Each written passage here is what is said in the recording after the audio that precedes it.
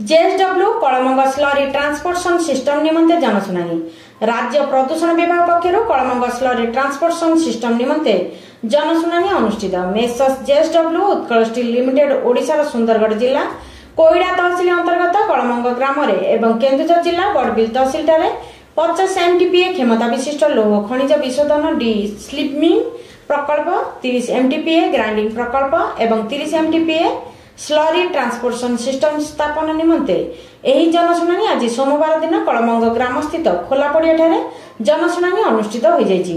एही जनशुणानी सुंदरगढ़ जिला अतिरिक्त जिलापाल शिवशंकर टपनो, राज्य प्रदूषण नियंत्रण बोर्ड राउरकेला आंचलिक अधिकारी विनोद बिहार दास, वैज्ञानिक विजय कुमार भोई, सेक्शन ऑफिसर अनुपम दत्त, कोईडा तहसीलदार डीएस सुगदर्शी जोशी प्रमुख जोग देथिले।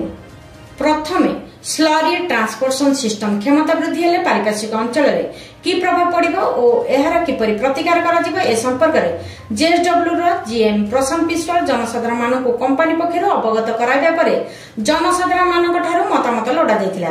कलमंग ग्रामर देवानंद बेहेरा, मिनती बालमुची, कुनी पात्र, बणाई पूर्वतन विधायक जनार्दन देउरी, आनंद बारिक, बणाई पूर्वतन विधायक भीमसेन चौधरी, गांधारी पात्र, मंजू तिरिया, गौरी करुआ, लक्ष्मीनारायण जसवाल, पद्मिनी पात्र, समाजसेवी बादल बारिक, कोईडा ब्लॉक बीजेडी सभापति करुणाकर पात्र, लक्ष्मीधर मुंडा, कोईडा जिला परिषद ख अशोक नायक समेत 65 रु ऊर्ध्व जनसाधारण माने एमटीपीएस स्लरी ट्रांसपोर्टेशन सिस्टम स्थापन उत्पादन वृद्धि सपक्ष में मतामत देथिले।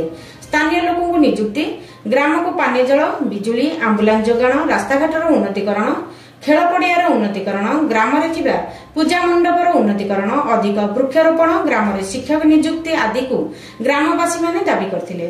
कलमंग स्लरी ट्रांसपोर्टेशन सिस्टम वृद्धि हेले ग्रामर समस्त दाबी को पूर्ण कराजिबो बोली जेएसडब्ल्यू रो प्रशासन विभाग रो सभापति श्रीजित मिश्र प्रतिश्रुति देथिले। जेएसडब्ल्यू उत्कल स्टील खनि प्रोजेक्ट उपसभापति आशीष पाड़ी, प्रशासन विभाग रो सभापति श्रीजित मिश्र, प्रोजेक्ट ऑपरेशन विश्वरंजन पाड़ी, जेएसडब्ल्यू मीडिया रिप्रेजेंटेटिव रूपाली कर, सीएसआर रो मुख्य केदारनाथ शर्मा, दीपुचंद बिहारी समेत कंपनी वरिष्ठ अधिकारी माने उपस्थित थिले। सुरक्षा निमंते वरिष्ठ पुलिस ऑफिसर अधिकारी माने जोग देथिले। पारिपार्श्विक ग्रामर 1000 रु ऊर्ध्व जनसाधारण माने उपस्थित थिले। टेंसारू पुष्पिता रानी दास का रिपोर्ट, स्वासा टीवी।